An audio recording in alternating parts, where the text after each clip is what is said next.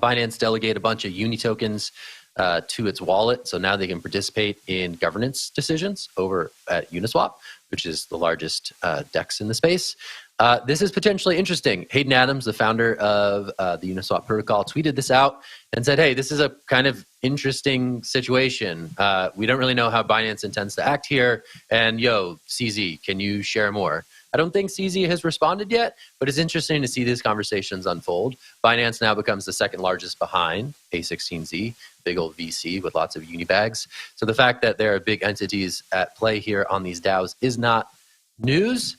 The idea that there's some suggested skepticism about Binance's role, kind of odd, but interesting to talk about DAO governance and some of the tensions therein. I'm going to throw it to Jen for this one, for her thoughts on Uniswap.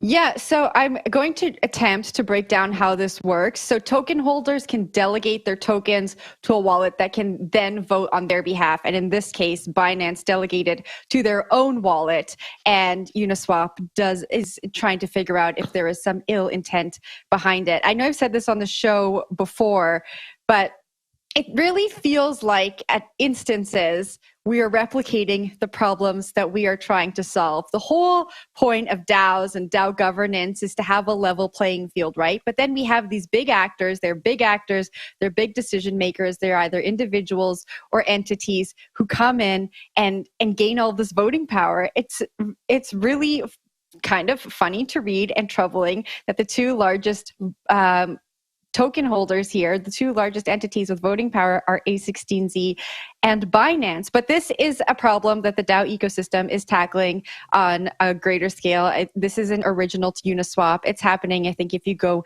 and you take a look at DAO governance across the board, you'll see that there are a handful of wallets who own the voting power. And if you do a little bit of digging, you will see that they are the people who hold power in the traditional world. So this isn't original.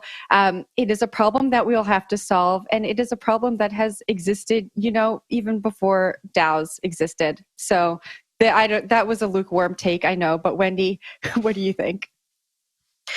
But didn't the problem start from the people that decided to create the DAOs in that manner, to where the people with the largest amount of tokens had the largest amount of voting power? So I don't necessarily know. I don't want to blame Binance. I don't want to blame anybody else who's got a lot of tokens that hold a lot of voting power, because they're just kind of taking advantage of the current system. So I really think that we're going to have to see DAOs step up in the future and change the way that the DAO is run so that it is, in fact, a level playing field. I'll take the last thought on this one. Hayden Adams had some tweets about it as well that is notable. Hayden Adams, of course, the inventor of the Uniswap protocol, saying that Binance technically doesn't own these tokens, so it's a little dubious, and there's some questions around how they're going to use the tokens that they've put into this platform. Of course, whoever owns the tokens and has put them onto Binance would be the rightful person to delegate. But since Binance controls the wallet itself, they can delegate the tokens how they want. And then Hayden Adams actually reached out to CZ on Twitter. So we'll see if this develops anymore.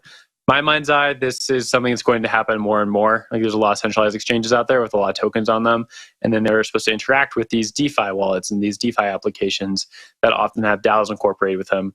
I think you're going to see a mixture of CDeFi, which is centralized decentralized finance, fun little word there, and then decentralized finance interacting together more and more, because these two networks, as much as we'd like to say they're different, we like to say centralized exchanges and decentralized exchanges are different.